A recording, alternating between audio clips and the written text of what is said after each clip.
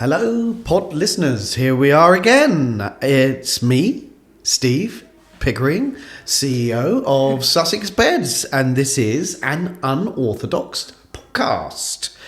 So thanks for joining us again. This is episode 6. Yes, Whoa. 6. Yes, 6. Episode 6.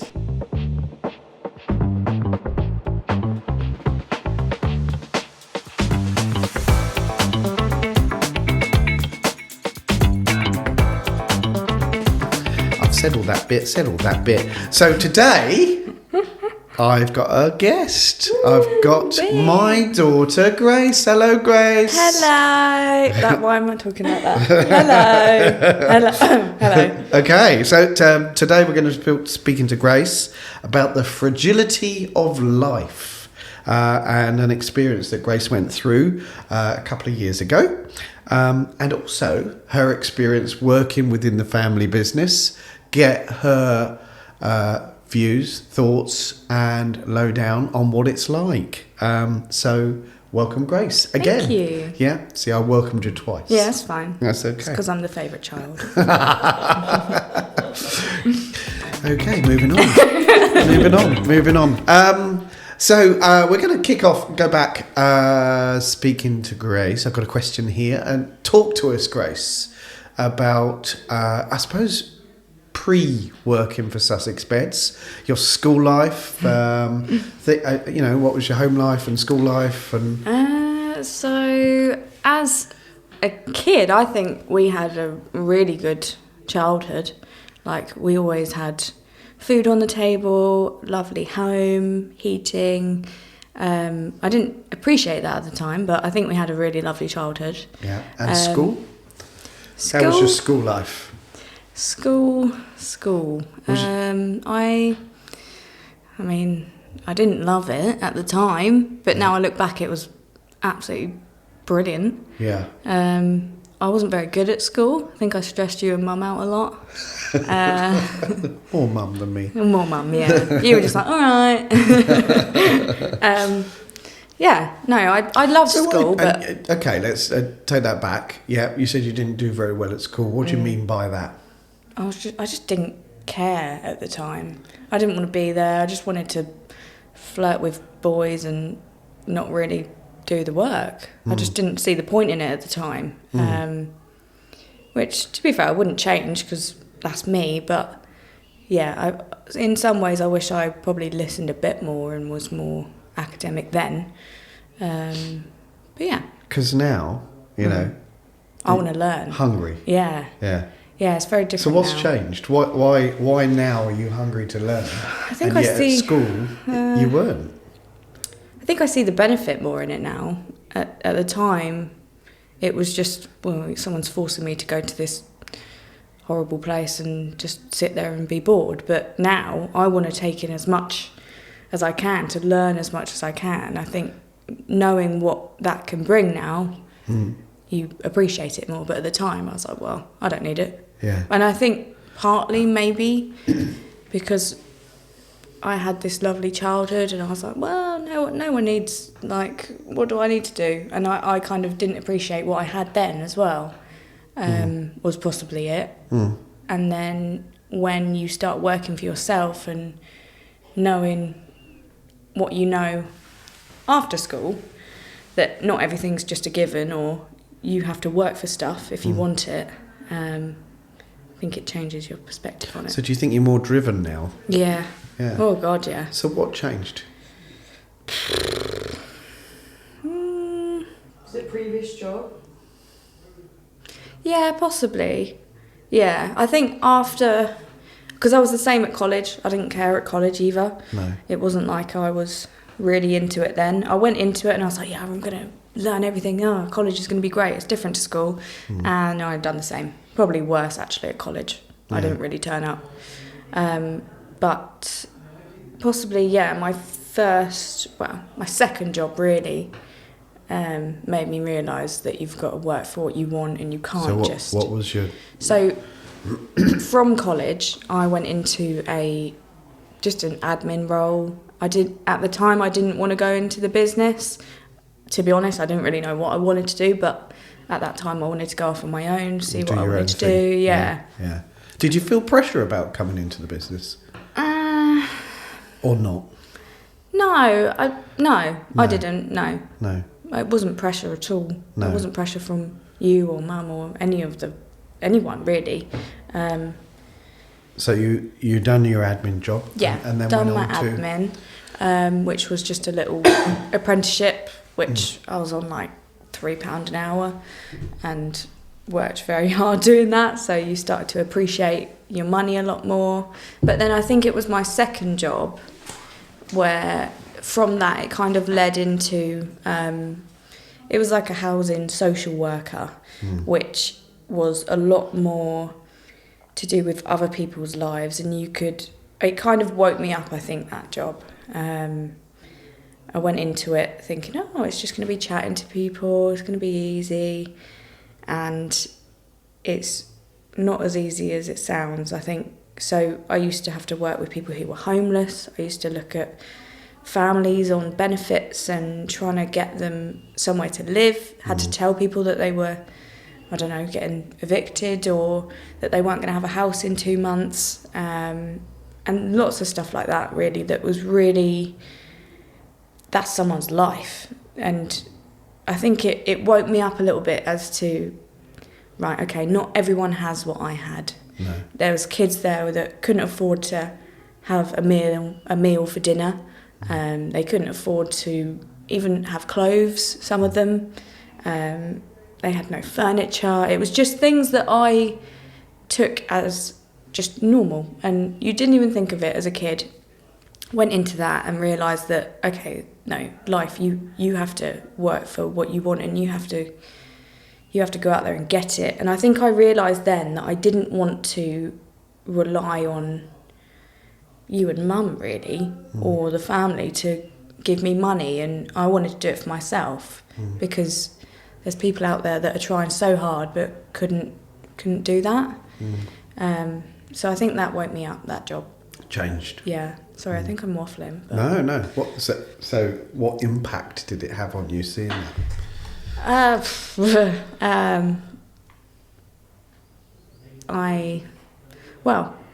It put me into a mental breakdown, really, if I'm honest. That was when my anxiety started coming through, and I think it just woke up a lot of things in my brain that maybe I felt so safe in my home and my life, and then to realise that there's people out there that maybe weren't having that, and that possibly at some point that could be me. I think that's where it kind of went a bit downhill at that point. It really mentally took its toll. Was that because, what was it, your frustration of not being able to help? Yeah. I just wanted to give them what I had, because I thought it was so simple. Why shouldn't they be able to have that? But it's not that simple. No. And you can't fix everyone's problems. And that, for me, was the hard bit, coming home to my lovely home and going, well, that's my job done for the day, and just switching off from that. Yeah. And I never did, and that's what, in the end, broke me. Okay. But, that's... But it's also made you. Yeah, it has. Okay. Yeah, because without that, I don't know, I'd probably be a bit of a bum. I don't know what I'd be doing. Yeah. So you then moved on from there. Yeah. And coming to the family business? Yeah. So decided that it probably wasn't for me. I was too empathetic and couldn't leave it at work. Had to kind of decide that wasn't for me, which is fine. There's people out there that can do it and people that can't. So, had a few months off to reset myself. And then, I think I remember... Your first day? Yeah. I remember my first day. Sue took me to Uckfield because I was going to be working in Uckfield with a few people, and it was meeting everyone, and it was very weird. I think going from being in very corporate, or I don't know, it was very different going from that company to this. The family business. Yeah, very different. Yeah. Everyone, not just the family, just everyone's very much on the same level, whereas that was, you didn't really see anyone. No. It was a very independent job, so it was odd. But yeah, I remember going there. Did you enjoy it from day one? I think so. Yeah. Yeah, I think I did. There wasn't any part of me that thought, oh no, I don't want to do this. No. No. There's days where you don't feel 100% when you're selling, especially. You're like, oh, maybe this isn't good for me. I'm not that great, but yeah, no. There wasn't a day where I thought this wasn't for me. No. So you started on the sales floor. Yeah. Yeah. And then led a store. Yeah. So yeah, was on the sales floor for 2-3 years. Yeah. I think. Yeah. Through the COVID bit as well. Yeah. And then was kind of helping manage stores here and there, and then the manager's job came up, and I was like, yeah, I'm going to do it. And yeah, loved managing my store. Yeah. I actually miss it now. I still think that was a great job. Yeah. Even though it was an hour and a half away every morning. And your role now? What's your role within the business? My role now is visual. No, merchandising and display manager. Oh, nice. Yes. Yeah. And you enjoy that? Oh, I love Is that your favourite? Yeah. Definitely my favourite. It suits your skills. Yeah. All of my skills. Yeah. It works. Okay, so talk to me, Grace, about your entrepreneurial spirit, your grandfather. Tell us about all of the different things that you have founded and created over your young life. So I am a very creative person, and I get quite bored, especially in COVID. I found myself very bored, and I just like hobbies. Yeah. You want me to reel them off? Yeah, let's reel them God. off. Come on. Yes. Okay, thanks. Got a few there. Oh, good. Yeah. Okay, so we've got, what have we got? We've got candle making. Yeah. That was on there. Wood burning. Yes. Yeah, wood burning. Nails. I got really into doing people's nails. Yeah. What else was there? Oh God, I've gone blank. I've got a sewing machine. Oh yeah. Oh, I still got that. I still like that. Yeah. Sewing machine. Yeah. Do a lot of. Well, not a lot. I but tend some. to remember you buying a caravan. Yes. So I decided. I can't remember what I was doing at the time. It was very random. I decided to start my own dog grooming company. Yeah, that was fun. So it was actually great. I learnt a lot. Yeah. Went and trained myself up on dog grooming, and then thought, why not? We'll do it in the back garden at Mum and Dad's house. Couldn't get water down the bottom of the garden, so ended up having to buy a caravan. And yeah. It was interesting, wasn't it? That's cool. It shows your creativity. Yeah, I'd do it again. Spirit. Yeah. I've got other ideas. Yeah. You're a little bit like me, aren't you? You love the sparkly. Yeah. Oh God. The new, the sparkly. Yeah. The And creative. And that's probably why your job role now is ideal. Yeah. Creative, because it is that. Yeah. Changing. Yeah. New. Anything new. Yeah. It's true. Yeah. That's cool. Yeah. Thanks for bringing that up. My pleasure. That's a dad's job. We've got down here to speak about the fragility of life. And one of my probably most read and viewed posts was a couple of years ago, and it was about you and injuring yourself at the gym. Yeah. Do you remember that? Yeah. And tell us what happened, and see if it aligns with my memory. So I was obsessed with the gym. That is also another thing that I am quite bad at, is getting obsessed with things and then losing focus. But yeah, that's another story.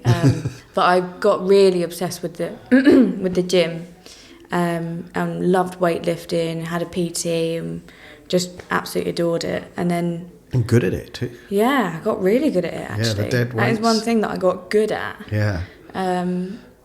Absolutely loved it. Done it 5 days a week at one point. And then, yeah, just one random morning, I was at the gym with mum and aunties and, yeah, just a normal day. And then was doing a squat, and then suddenly my back just kind of gave way. I dropped the weight and then it fell on my back, which must have been part of the damage as well, but ended up in hospital and couldn't walk, couldn't move, and I don't really remember after it fell on me. I don't really remember that, but yeah, just found myself living at your house again. And So when the first thing you remember is being in hospital? Or do you not? vaguely, very vaguely. I remember going to Brighton Hospital. And that journey across. Oh, that journey was horrendous. And there was no one with me. No one could come in the ambulance with me for some reason. No. And We followed in the car. yeah, didn't we? you went in the car. Yeah, I remember that journey. That was horrendous. And then I don't remember being at Brighton really. No. And think then that's- just woke up at your house. Yeah, for me that was probably the time. I remember coming to see you at the hospital and I thought, you're right, it's only a gym. How can you hurt yourself that badly at a gym? And then you went in the ambulance across from Hastings to Brighton, and we followed. I think we got there and you were grey. Yeah. You'd had a rotten journey. You'd had an anxiety attack in the On the way, yeah. ambulance on the way. Yeah. And it was probably that moment where I suddenly thought, oh my, are you going to be, is this it? Are you paralysed? And that's, thankfully not. It wasn't. It was damaged, but it was quite a long road to recovery after that. Yeah. Do you remember that? Yeah. Oh, God, yeah. Well, on and off again, though. I was on so many different drugs. Yeah. I don't remember. Probably the first week is very on and off because I was on a lot then. Yeah.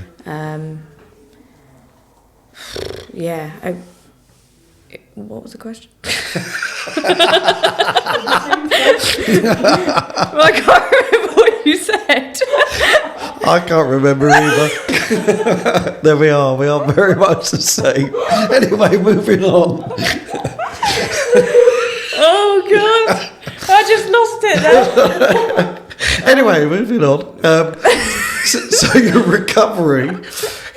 Yes, the recovery. Yeah, the recovery. Yes. And you had a goal, I suppose, that spurred you on. Yeah, that was really good actually. Because you are a little bit of a fan of something. Very small fan of Formula One. No, it's me and my partner are massive fans of Formula One, and we had booked that year to go to Silverstone, which is the English Grand Prix, which for us was massive, and we were looking forward to it the whole year. And and then that happened, and How many weeks before? That was 6 weeks. 6 weeks before the Grand Prix. So, yeah, and it was a bit of a question mark whether we could even go in the end because, well, I couldn't walk. I had to relearn how to walk. I was on so many drugs, so it was whether I would even be able to realise where I am at some points, whether it was even worth it. But yeah, that definitely got me going. Got you up? Yeah. Because it was painful to even... I mean, there was many times where I just didn't want to... I mean, you saw me, but in bed I didn't want to get up because of the pain was just so painful. Just all day agony. A strong goal. Yeah. And that really that helped. goal, I think, kept me going, and I think possibly I wouldn't have got out of the wheelchair as quick as I did because I was like, no, I am going. Yeah. And that for me was, right, I need to get out of the wheelchair because I can't go in a wheelchair. It would just ruin the whole thing. And then I started using my crutches because I was like, right, I need to be able to do something. So that was the reason really that it got me up again, having that goal of going to Silverstone. And I think that was the theme of my post at the time, was how fragile and how quick things can change, isn't it? And we get so wrapped up in day-to-day business or whatever it is, and how quickly life changes. And you could do something like that tonight and not be here tomorrow, and it's scary. But you've touched on a couple of times the word anxiety. So tell us more. How does anxiety come? Do you remember?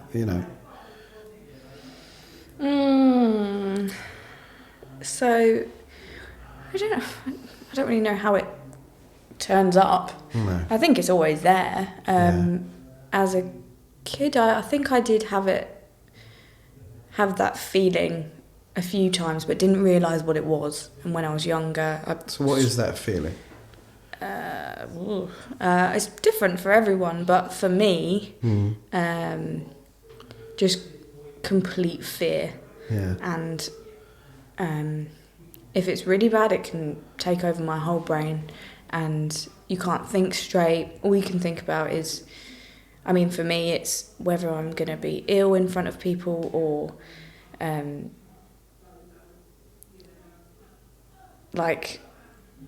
don't know how to explain it. So if I'm thinking about being ill, I then start to make myself ill.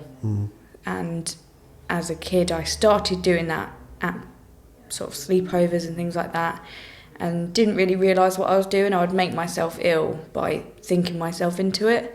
And then as I got older, I then realised what I was doing to myself in a way. And then it kind of spiralled when I went into that new job or social work. So I think that brought it out a lot when I done that. But that's what anxiety is for me, how it feels. But it's very different. How does it affect your life now? It still does. I'd say, most days it comes up again. But you kind of, I've done all sorts of different things to try and suppress it, I guess. Like CBT, cognitive behavioural therapy, I think it's called. Counselling. I still take antidepressants now. I use all my, you guys, mum and dad and family and friends a lot. So you learn of ways of coping with it. What do you think is the most important thing? Is it share it, like you just said there? Does it make it easier if you talk to? It does. Yeah. It does. But also I can see at that point in time it's so hard to think that because I don't know about other people, but for me I feel like I'm being a burden. If I bring it up, not her again, talking about this again. So it's really hard at that point to do it, to talk to people. But once you talk about it, it's like, why have I not done this? Yeah. And it's really hard to do it. But once you do, it's like everything's gone. It's so stupid. It's not stupid. Feelings are feelings, aren't they? Emotions are emotions. Yeah. They are. But that's me thinking it's a burden again. I think it's stupid, but yeah. Cool. Right.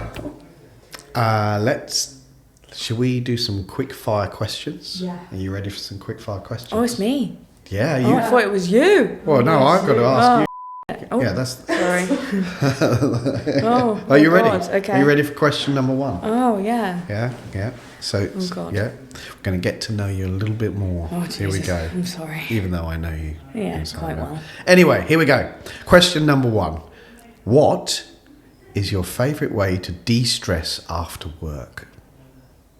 And remember, I know you, so you can't think. Favourite way to de-stress? I think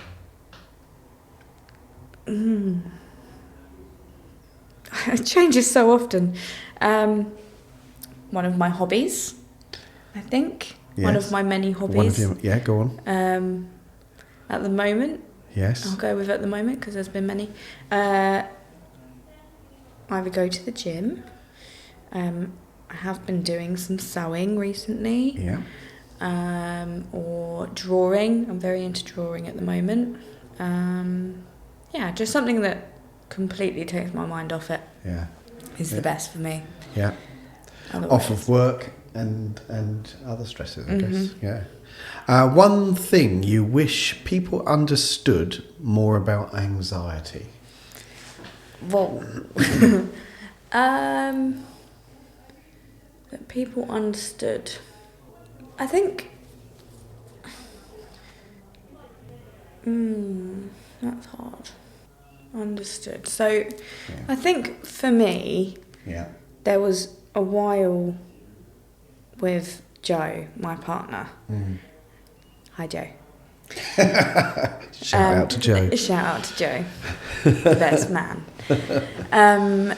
He struggled with my anxiety. I think people who haven't had that feeling don't know how real it feels. Yeah. And although it seems so irrational, not logical at the time, you can't turn that off. Once you're in that, you can't turn it off. And Joe won't mind me saying, but he has had his struggles in the past few years, and he now understands a lot about what I was going through at that time. And I think people just need to realise that it's not something that you can just turn on and off. No. Once it's there, and people have just kind of got to realise that it's not self-inflicted in a way. It just turns up. It just turns up. And because I have had people get annoyed at me before, not annoyed, but a bit like, well, just. I mean, Joe used to do it. He used to say, well, what are you on about? Just move on. Why are you worrying about that? Yeah, stop thinking about it. Yeah, and it's really easy to say that because, at the time, it would be great to just move on. But it's so hard to sit there and go, right, okay, don't worry, fine. You're already in that sort of headspace. So, for me, I think it would be that. It can't be switched on and off. It is. Yeah, once you're in there. Yeah, you're in there. definitely. Cool. Okay. One moment from working together that makes you laugh. Oh God. And this is a family show. It is a family. It's not a family show. Oh God, there's loads. Okay. Makes you laugh. From us two working together. Just working. General work. I don't know why, but two things come up. Can I say two? Yeah, go on in. Okay. Go on in. Okay. Always have to push it. I know. Sorry. So I've got two. So one of them was, for some reason, I went for a wee one day. I went to the toilet. Yeah. And. Oh. You're fine, sorry. I thought, am I doing something wrong? Carry on. Start again. Okay, so one of start them. Again. Yeah. One of them, I went to the toilet one day and was on the loo, done my business, and then came out and in the office we've got like a small hallway into the bathroom, and Sue was just stood in the toilet in a huge blow-up dinosaur outfit and then proceeded to run around the office and chase me in this dinosaur outfit and tackle me to the ground. Yeah. And that was quite funny. Yes. I think I weed myself. And then the second one, I have now forgotten. There's a pattern here, isn't Welcome To my world. my world. Well, we can come back to it if you remember. Okay. No. What was it? Should we come back? No, if you I remember. remembered it. Oh, funny moments, part 2. Wait, let me remember. Oh. Okay. Okay, here we go. Um, Funny moment, part 2. well, I don't know if it's that funny for me, but I was going to bring up about Mr. Whitehead, Oh, right. which you were involved in. So, This was on your second day? my second day. The second day at My work. second day. And your lovely brother? Mm-hmm. Yeah. So you were on the shop floor? Yes. Mm-hmm. Yep. And for some reason, I was on my own. I think because everyone was in the office out the back, I could be on my own in the front. So Yeah. that was great on my second day. Yeah. And Josh, so in Helston, we had phones that you had to ring out and press 9 to ring out, didn't you? Yes. And And you didn't press 9. I didn't press 9. No. And I rung Josh's phone. And I then was trying to ring a customer Yeah. and say, oh, your order is going to be slightly late or something. I think maybe they couldn't get it delivered that day, and yeah, something happened. Yeah. So I had to ring the customer and say, oh, I'm really sorry, it's going to be a day late. And I rung what I thought was the customer, but it was actually Josh, my brother. Yeah. Lovely man, who put me on speakerphone in the office and proceeded to shout at me in a different voice. And I was nearly in tears, I think, in the showroom while everyone was laughing at me. Yeah, it's very mean. Yeah. I mean, I can laugh about it now, but Yeah. at Yeah. the time Laugh about it now. I was very stressed. And Have you forgiven your brother? no. No. No, and he still brings it up and says, hello, Mr. Whitehead. Mean brother. Yeah. Okay, moving on. Yeah. Moving on. Yeah. Favourite part of your job now? Oh, just What fires you? the designs of new things, new displays, Yeah. new products, everything new. All the new stuff, sparkly, shiny, yeah, Yeah. Anything sparkly. yeah, creative. What is the best thing about working with your family? The best thing. Yeah. These are meant to be quickfire, aren't they? I'm not very quick. That's fine. And never quit. And Okay. that's good. Yeah, good. Yeah. Best thing about working with the family, yeah? Yep. Just- That was the question.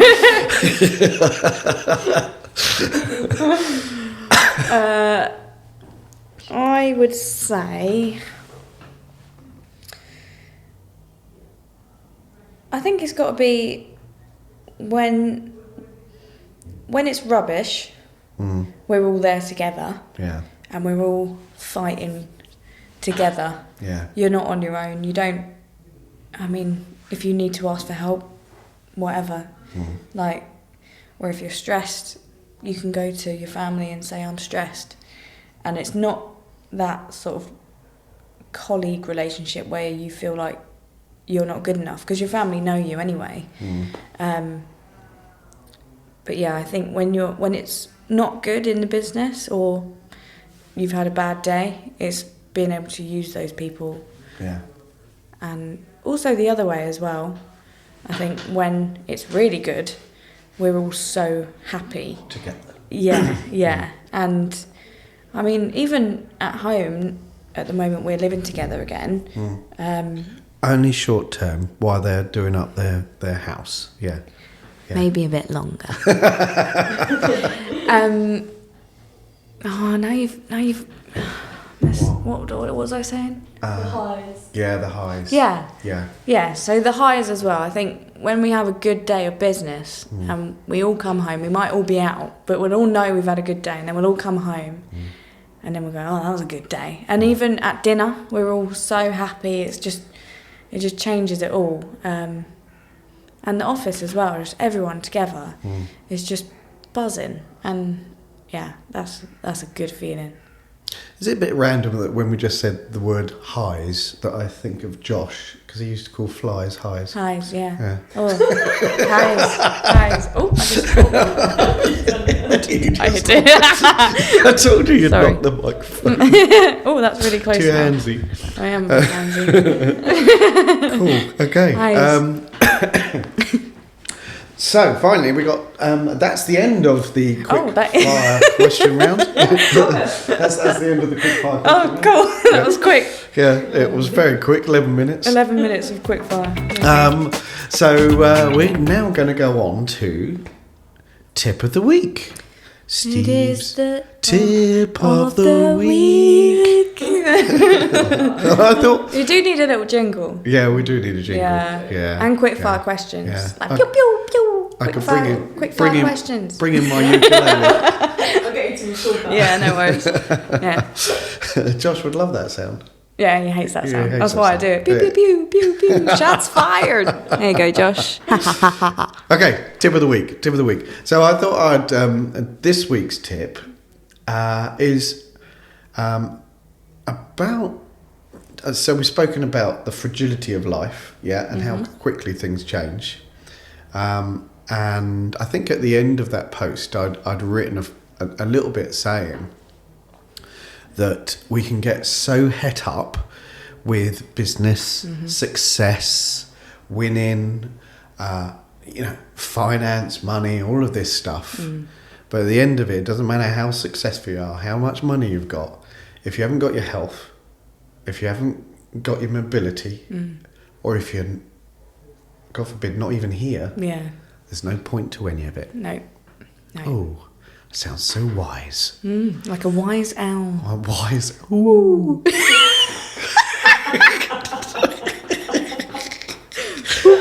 Yeah, there we go. A wise owl. Yeah. So, anything you want to add, Grace?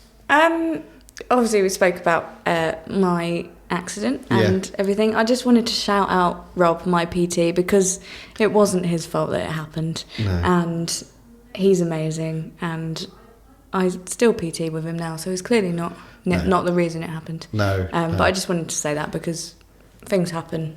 Yeah. And it doesn't have to be anyone's fault. No, absolutely. We don't in our business. We don't blame people. No we blame. blame the system. The system isn't good enough. Yes. Yes.